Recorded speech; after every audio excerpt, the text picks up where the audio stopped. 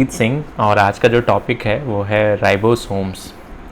तो मैं उम्मीद करता हूँ कि आपको इन टॉपिक लेक्चर से हेल्प मिल रही है और मुझे कमेंट सेक्शंस में आप ये भी बता सकते हैं कि आप अगला टॉपिक कौन सा पढ़ना चाहते हैं। ठीक है, तो चलिए हम स्टार्ट करते हैं राइबोसोम्स।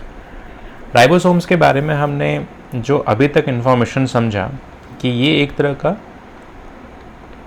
क्या है, it is a non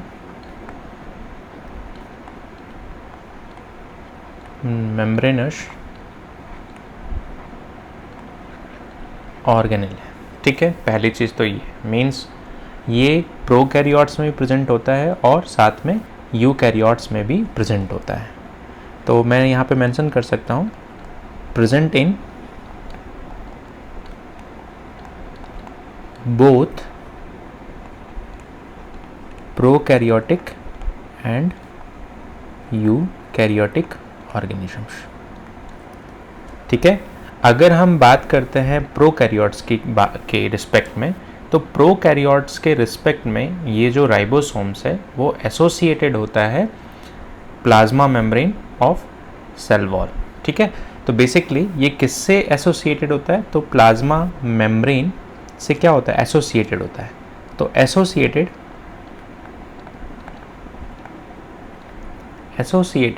with plasma membrane of cell wall. यहाँ तक चीज़ें क्लियर है।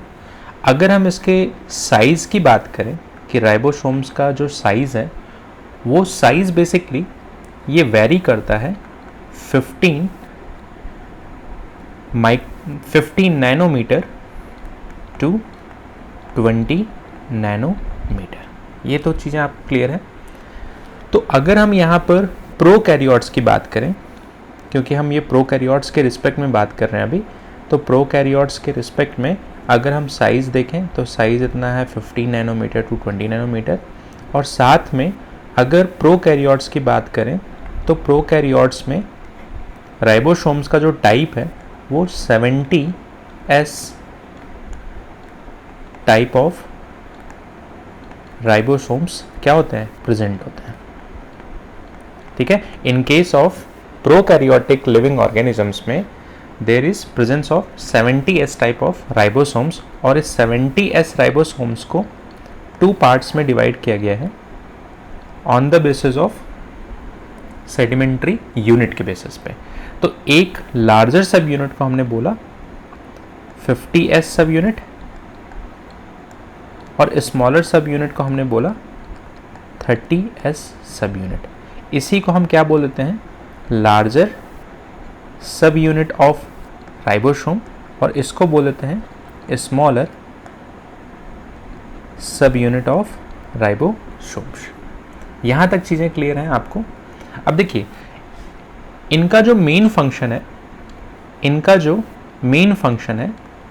इन राइबोसोम्स का जो मेन फंक्शन है किसी भी सेल के अंदर, तो मेनली इनका क्या मेन फंक्शन है, for protein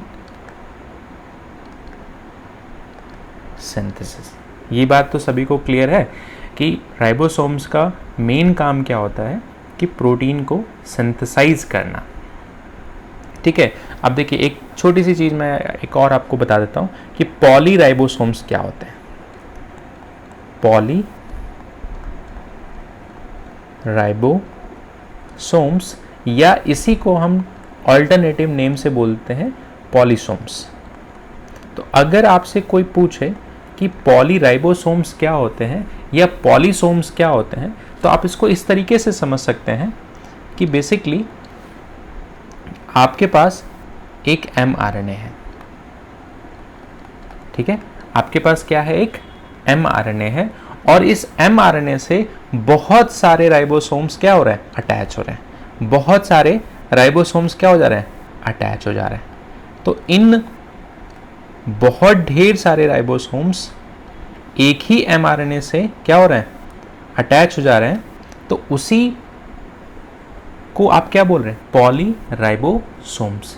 several ribosomes may attach to a single mRNA। Called as polyribosomes. तो अगर आप इसको इस तरीके से समझो तो आप बोल सकते हैं कि several ribosomes are attached with single mRNA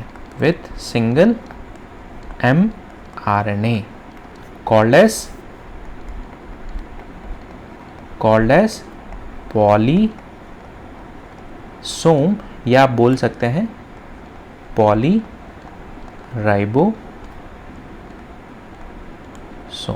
ये बात तो सभी को क्लियर है। अब फाइनली होगा क्या कि ये जो पॉलीराइबोसोम्स हैं ये mRNA फर्दर कहाँ जाएगा, ट्रांसलेशन के प्रोसेस में, और यहाँ पर क्या बना देगा, प्रोटीन का सिंथेसिस हो जाएगा। क्योंकि राइबोसोम्स का मेन फंक्शन क्या है, प्रोटीन का सिंथेसिस करना। तो इसको आप बोल देते हैं पॉलीराइबोसोम्स। एक टर्म यहाँ पर एक और आता है, इसको अभी आप थोड़ा सा ध्यान रखिएगा। टर्म है इंक्लूजन बॉडी। तो इंक्लूजन बॉडी को आप इस तरीके से समझ सकते हैं कि जो प्रोकैरियोटिक सेल्स के अंदर रिजर्वायर प्रेजेंट होते हैं, रिजर्व मटेरियल प्रेजेंट होते हैं, और वो रिजर्व मटेरियल कहाँ प्रेजेंट होते हैं, तो साइटोप्लाज्म में। तो इंक्लूजन बॉडी होते क्या है, तो it is a reserve material in prokaryotic organisms या prokaryotic cells stored in cytoplasm, that is called as inclusion body। ठीक है, तो जो रिजर्व मटेरियल प्रेजेंट है साइटोप्लाज्म के अंदर वो in the form of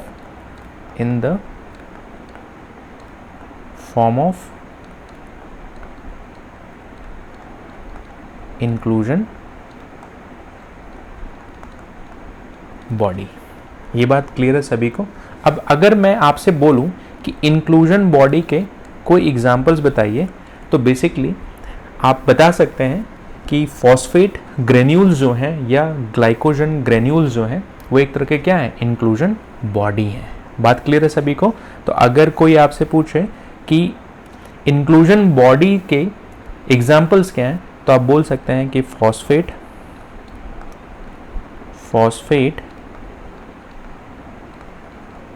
granules किसका एग्जाम्पल है, इंक्लूजन बॉडी का। साथ में आप बोल सकते हैं ग्लाइकोजन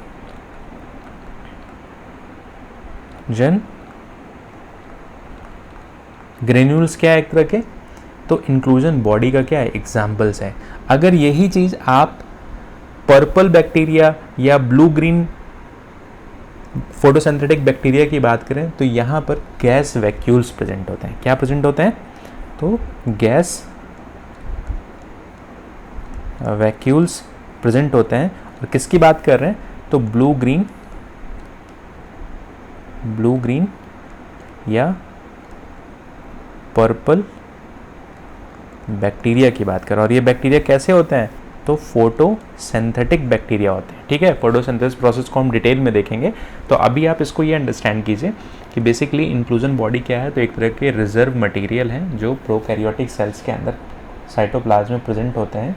और इनके अगर एग्जाम्पल देखे जाए तो फॉस्फेट ग्रेन्यूल्स, इनके एग्जाम्पल अगर देखे जाए तो फॉस्फेट ग्रेन्यूल्स, ग्लाइकोजन ग्रेन्यूल्स और गैस वैक्यूल्स या गैस, यहाँ पर करेक्ट टर्म जो है ना वो गैस ग्रेन्यूल्स है। ठीक है, तो गैस ग्रेन्यूल्स भी क्या है, एक तरह के इंक्लूजन बॉडी है। ठीक है, यहाँ तक चीज़ें क्लियर है।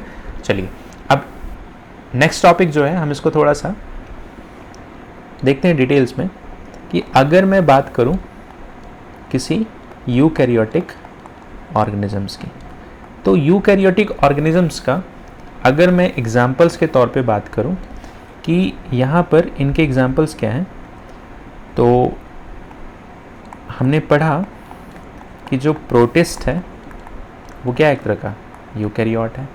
अगर हम बात करते हैं प्लांट की, तो प्लांट क्या है, एक तरह का यूकैरियोट है। अगर हम एनिमल की बात करें तो एनिमल भी क्या है, एक तरह का यूकैरियोटिक ऑर्गेनिज्म है। अगर हम बात करते हैं फंजाई की, तो ये भी क्या है, एक तरह का यूकैरियोटिक ऑर्गेनिज्म है। ये बात तो सभी को क्लियर है अभी तक, यहाँ तक। अब देखिए, किसी भी यूकैरियोटिक ऑर्गेनिजम्स में एक्सटेंसिव कंपार्टमेंटलाइजेशंस होते हैं जो साइटोप्लाज्म के अंदर प्रेजेंट है। तो पहला इनका कैरेक्टर क्या हुआ, present a extensive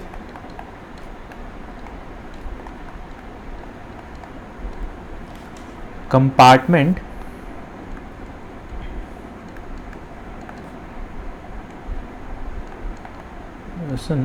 of cytoplasm. Cytoplasm के अंदर क्या प्रेजेंट होते हैं, कंपार्टमेंटलाइजेशंस प्रेजेंट होते हैं। अगर हम इसी को देखें तो साइटोसोलिक ऑर्गेनेल्स की बात हो रही है यहाँ पर, ठीक है। किसकी बात हो रही है, साइटोसोलिक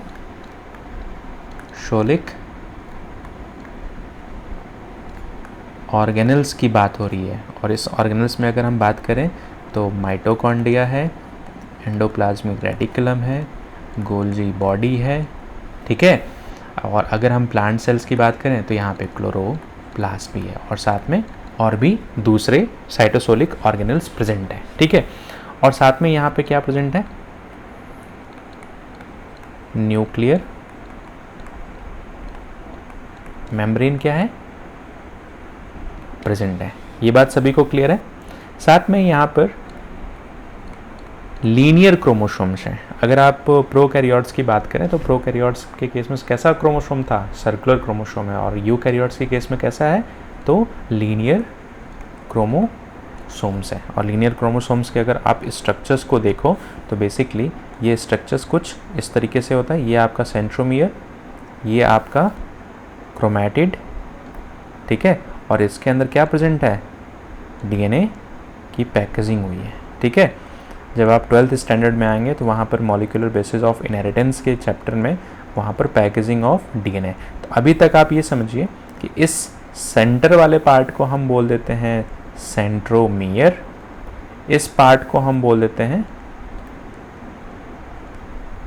क्रोमैटिड, और इसके अंदर जो प्रेजेंट है इसी को हम बोल देते हैं क्या, क्रोमैटिन। और क्रोमैटिन बेसिकली डीएनए और प्रोटीन से मिलकर के बना होता है, ठीक है। आगे के चैप्टर्स में हम इसको देखेंगे। इसी चैप्टर में आगे की चीज़ों में हम देखेंगे कि लीनियर क्रोमोसोम्स का स्ट्रक्चर्स क्या होता है, ठीक है। तो अभी तक हमने इन चीज़ों को थोड़ा अंडरस्टैंड किया कि जो जेनेटिक मटेरियल है वो क्रोमोसोम्स के फॉर्म में प्रेजेंट है, लीनियर क्रोमोसोम्स, और इनका नंबर जो है, इनका जो नंबर है वो ऑर्गेनिज्म टू ऑर्गेनिज्म क्या करेगा, वेरी करेगा। बात समझ में आ रही है। मीन्स सभी यूकैरियोटिक ऑर्गेनिजम्स में सेम टाइप के क्रोमोसोम्स का नंबर प्रेजेंट नहीं होता है, वो चेंज होता है। तो अगर हम ब्रॉडली यहाँ पर देखें कि अगर हम यहाँ पर ब्रॉडली इन चीज़ों को देखें कि प्रोकैरियोटिक, और हमने प्रोकैरियोट्स को डिटेल में देखा। अब अगर हम यूकैरियोट्स को ही प्लांट और एनिमल सेल्स में कंपेयर करें, क्योंकि हर यूकैरियोटिक ऑर्गेनिजम्स के अंदर की जो सेल्स हैं वो सेम नहीं होती हैं, उनमें चेंजेस होते हैं। तो अगर हम किसी यूकैरियोटिक ऑर्गेनिजम्स, प्लांट और एनिमल की बात करें तो इन्हीं में भी बहुत सारी चेंजेस होते हैं, ठीक है। अगर हम एनिमल सेल्स की बात करें तो यहाँ पर हैव प्रेजेंस ऑफ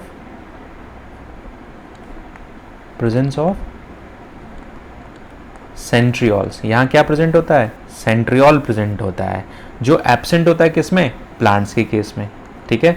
तो प्लांट्स में अगर मैं बोलूँ तो सेंट्रियोल क्या होते हैं, एब्सेंट होते हैं, ठीक है। ये चीज़ ध्यान रखिएगा।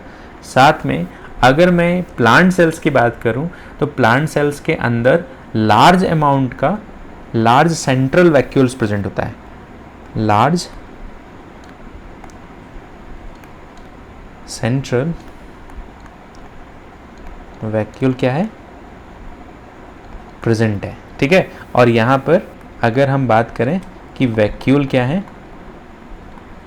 तो हम पढ़ते हैं कि एनिमल सेल्स के अंदर वैक्यूल्स क्या होते हैं, एब्सेंट्स होते हैं, एक्सेप्ट साइटोसोलिक ऑर्गेनल्स। अगर हम साइटोसोलिक ऑर्गेनल्स की बात करें तो यहाँ पर सभी ऑलमोस्ट प्रेजेंट होते हैं, बट एक्सेप्शंस की अगर हम बात करें तो प्लांट सेल्स के अंदर सेंट्रियोल्स एब्सेंट होते हैं और क्या प्रेजेंट होते हैं उसकी जगह, सेंट्रियोल्स यहाँ क्या है, एब्सेंट हैं, और क्या प्रेजेंट है, तो वैक्यूल क्या है, प्रेजेंट है। अगर वही हम प्लांट एनिमल सेल्स की बात करें तो यहाँ पे सेंट्रियोल्स प्रेजेंट है और वैक्यूल्स क्या है, एब्सेंट है। ठीक है, तो एक चीज़ तो क्लियर हो गई कि यूकैरियोट्स के सभी सेल्स अपने अपने में क्या होते हैं, डिफरेंस होते हैं। ठीक है, तो अगर हम इस चीज़ को अंडरस्टैंड करें कि बेसिकली होता क्या है, अगर इनके स्ट्रक्चर्स की हम बात करें तो स्ट्रक्चर्स में अगर हम देखें किसी भी, तो ये एक तरह के क्या हैं, यूकैरियोटिक सेल्स हैं। अगर आप यहाँ पे नोटिस करेंगे तो बेसिकली है क्या कि यहाँ पर क्या प्रेजेंट है, कोई मुझे बताएगा कि इन दोनों सेल्स में कौन सा प्लांट सेल है और कौन सा एनिमल सेल्स है। तो अभी हमने एक इम्पॉर्टेंट फीचर्स बताया कि किसी भी प्लांट सेल्स के अंदर क्या प्रेजेंट होते हैं, तो प्लांट वैक्यूल्स प्रेजेंट होते हैं। ठीक है, और अगर मैं बात करूं कि एनिमल सेल्स में क्या प्रेजेंट होते हैं, तो एनिमल सेल्स में स्पेसिफिकली क्या प्रेजेंट है, सेंट्रियोल। तो कभी भी आपके सामने अगर सेल के स्ट्रक्चर्स को बना दिया जाए और आपसे पूछा जाए कि ये कौन से ऑर्गेनिजम्स का सेल का स्ट्रक्चर है, तो आप हमेशा फाइंड आउट कीजिए कि अगर वहाँ पर वैक्यूल्स प्रेजेंट है, अगर वहाँ पर क्या प्रेजेंट है, वैक्यूल्स प्रेजेंट है, तो वो सेल्स क्या होगी, हमेशा प्लांट होगी। और अगर वो सेल्स के अंदर सेंट्रियोल प्रेजेंट है तो सेंट्रियोल्स हमेशा कहाँ होती है, एनिमल सेल्स के अंदर होती है। ठीक है, तो आप इन वीडियो लेक्चर सीरीज़ को देखिए, रिवाइज कीजिए और साथ में बुक्स की रीडिंग बहुत इंपॉर्टेंट है। ठीक है बच्चे, आप सभी लोग वीडियोस देखने के बाद एटलीस्ट अपने बुक्स को रीड किया कीजिए। ठीक है, और साथ में इन वीडियो लेक्चर सीरीज़ को आप अपने फ्रेंड्स दोस्तों के साथ शेयर कीजिए ताकि सभी का बेनिफिट और सभी इस चीज़ को अंडरस्टैंड कर सकें जो बायोलॉजी के बेसिक कॉन्सेप्ट्स हैं। ठीक है बच्चे, बायोलॉजी बहुत इंटरेस्टिंग सब्जेक्ट है अगर उसको अच्छे से पढ़ा जाए तो। ठीक है, thank you very much to all of you.